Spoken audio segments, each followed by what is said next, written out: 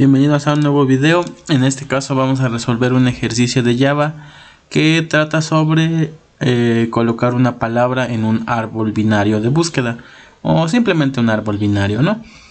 Básicamente lo que vamos a hacer es, mejor les explico mostrándoles el procedimiento, ¿no? Voy a compilar todo esto.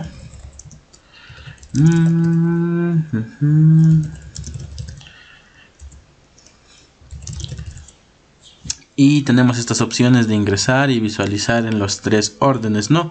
Entonces yo ingreso una palabra, por ejemplo, no lo sé, programando.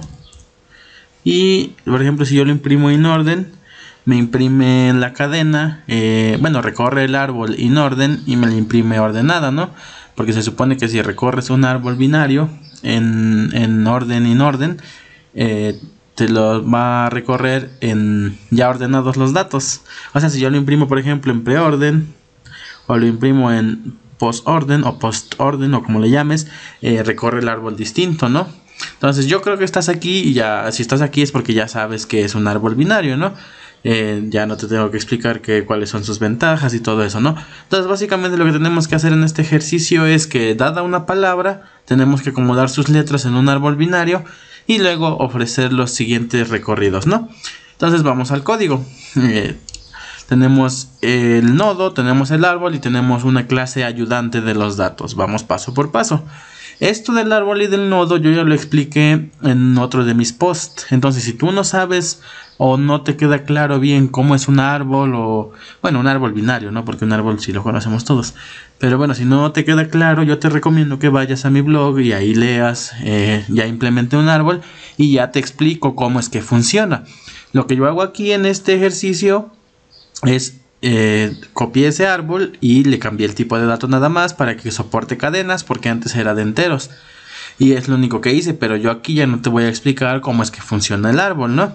Más o menos a grandes rasgos, pero no te lo voy a explicar como está en mi otro post. Entonces si no te queda claro, ve a verlo, ¿no? Pero bueno, vamos a lo que vamos. Tenemos el nodo. El nodo es pues un nodo del árbol, una ramita del árbol, digamos una rama pues.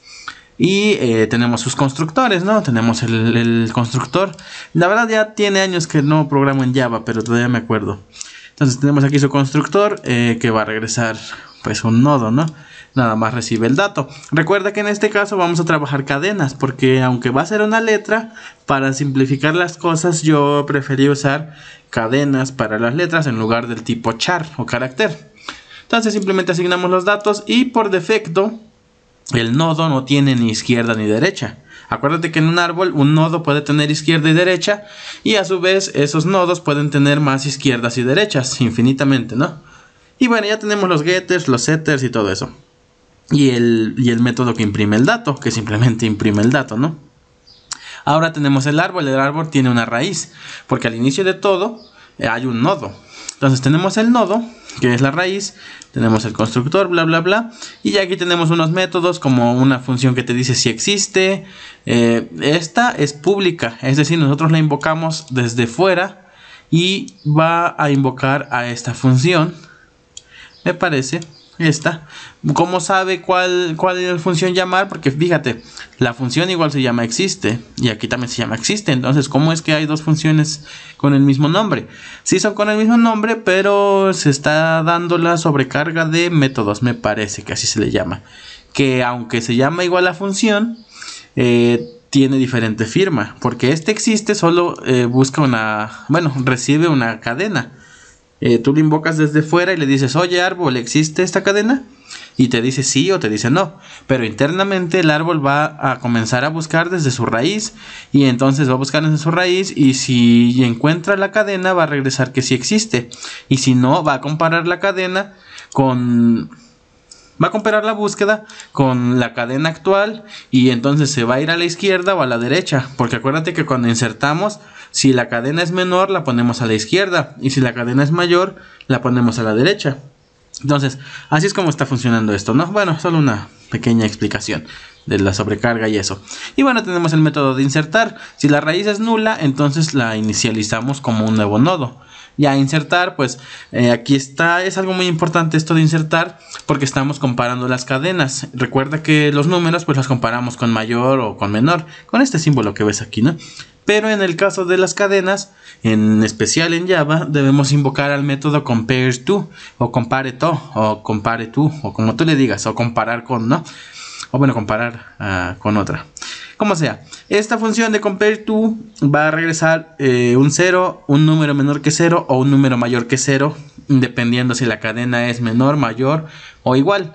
Es decir, si la cadena es menor que la otra cadena, va a regresar algo menor que 0. Si en cambio, si la cadena es igual que la otra cadena, va a regresar 0. Y en cambio, si la cadena es mayor que la otra cadena, va a regresar algo mayor que 0. Normalmente es un 1, pero por ahí en la documentación dice que regresa algo mayor que 0. Entonces mejor no hay que confiarnos. Y en este caso, ¿cómo definimos si la cadena es mayor o menor? Bueno, en el abecedario.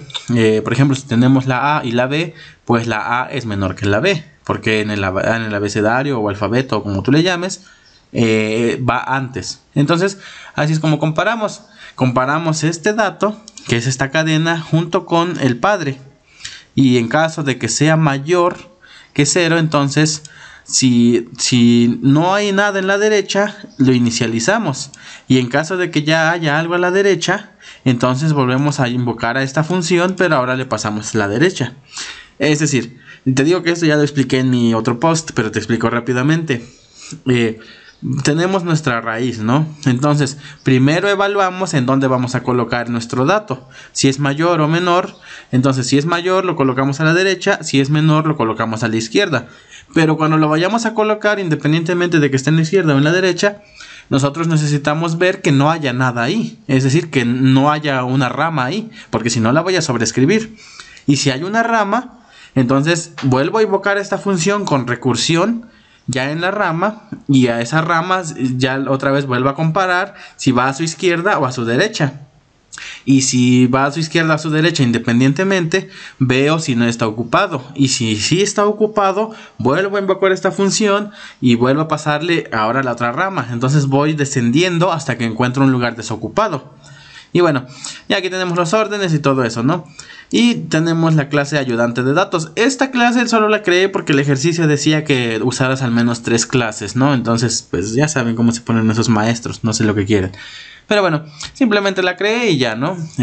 Lo que hace es que te regresa el árbol y solicita la palabra. Tiene solo esos dos métodos. Es un ayudante, es algo como para separar nada más el concepto. Esta de obtener árbol, primero solicita la palabra al usuario. ¿Y qué hace esta función? Bueno, en un ciclo infinito te dice que ingreses la palabra y la leemos, ¿no? Ese ya se lo saben todos, de scanner.nextLine. Y después de eso dice el ejercicio que no pueden ingresar frases ni no pueden ingresar palabras con longitud menor a 10. Entonces yo leo la palabra y ahora con index_of, esta función te regresa el índice de una subcadena. Y si no existe esa subcadena en la cadena, te regresa -1. Entonces, si al buscar el índice de un espacio no me da algo que sea -1, significa que es una frase. O sea, yo tomo en cuenta que una frase es algo que lleva espacios, ¿no? O sea, no sé, por ejemplo, hola mundo es una frase para mí, para este ejercicio, así yo lo entiendo. Entonces yo simplemente busco si tiene un espacio, y si tiene un espacio, entonces le digo que no puede. No va a poder, va a imprimirse esto y va a regresar otra vez al ciclo y otra vez va a decir ingresa la palabra. Siguiente caso, en caso de que la palabra mida menos que 10, le indico al usuario, la longitud mínima es de 10. Aquí ya sé que lleva acento la i o bueno tilde, pero no le puse porque luego en la consola se ve feo. Y después de eso, si no se cumple ninguna de estas dos, entonces regresamos la palabra. Es decir, si pasa esta validación y llega hasta acá, regresamos la palabra. Y ya regresamos la palabra, ya vamos a regresar una palabra que ya está validada y va a detenerse este ciclo. Y ya. Entonces el árbol simplemente solicita la palabra. Bueno, la función de obtener árbol solicita la palabra y a él no le importa cuántas veces se va a ejecutar este ciclo y cuántas veces el usuario va a intentarlo. A él simplemente en algún momento sabe que le van a regresar la palabra. Y bueno, creamos el árbol y recorremos la palabra. La recorremos letra por letra. Podemos acceder a un carácter de la cadena con char_at, que se traduciría o traduciría, como se diga, como carácter en qué posición. Por ejemplo, char_at 0 te va a regresar el primer carácter. Char 2, pues en el tercer carácter, ¿no? Porque acuérdate que empiezan en 0. Entonces yo recorro desde 0 hasta la longitud, bueno, hasta la longitud -1, y voy a ir recorriendo cada letra. Eso me lo va a regresar como un char, pero yo quiero una cadena. Entonces invoco a string.valueOf o string el valor de, y ya convierto básicamente el char a cadena y ya la tengo como ya tengo la letra, que es una cadena, ¿no? Ahora, si en el árbol no existe la letra, porque en el ejercicio no sé por qué lo pedí así, pero bueno, si en el árbol no existe la letra, la inserto y ya voy a recorrer toda la cadena, todas las letras, y al final voy a regresar el árbol.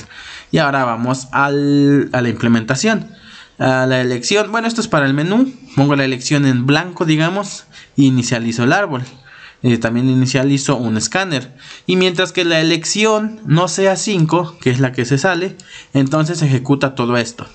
Imprime el menú, escanea la elección y compara. Si la elección equivale a 1, entonces significa que van a ingresar el árbol. Yo invoco esta función, que a su vez va a invocar a la de solicitar palabra, que a su vez va a validarla, y listo, ya inicialicé mi árbol, ¿no? Con eso.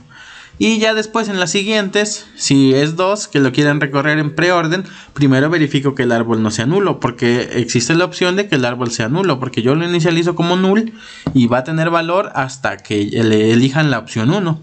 Y bueno, ya en caso de que no sea null, entonces invoco la función árbol.preorden, y ya si es 3 pues a la postorden, y si es 4 a la inorden. No evalúo la 4 porque cuando la elección sea 5, ya va a salirse, y ya así es como funciona, que es lo que acabamos de ver. Entonces, por ejemplo, si yo compilo, obviamente ustedes pueden compilar en NetBeans, en cualquier editor, ¿no? Yo nada más lo hago aquí en el terminal por comodidad.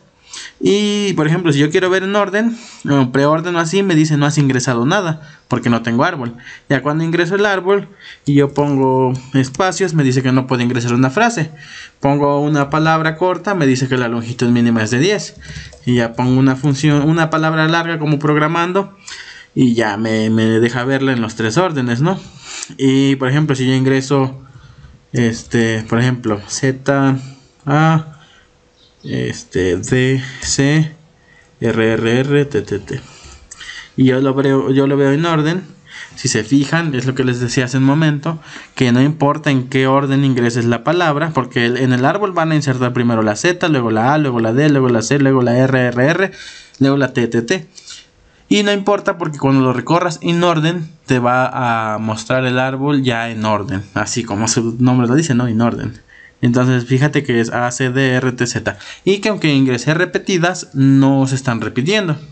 Y bueno, entonces eso sería todo en cuanto a este ejercicio. Ya ahí en mi blog te voy a dejar todo este código para que tú lo puedas modificar, descargar, copiar. Ya te dije que lo puedes compilar en IntelliJ IDEA, en NetBeans, en cualquier editor, ¿no? Bueno, NetBeans ya no sé si lo usan todavía, pero bueno. Entonces eso sería todo, y si el video te ha gustado te invito a que te suscribas y a que lo compartas. Nos vemos a la próxima.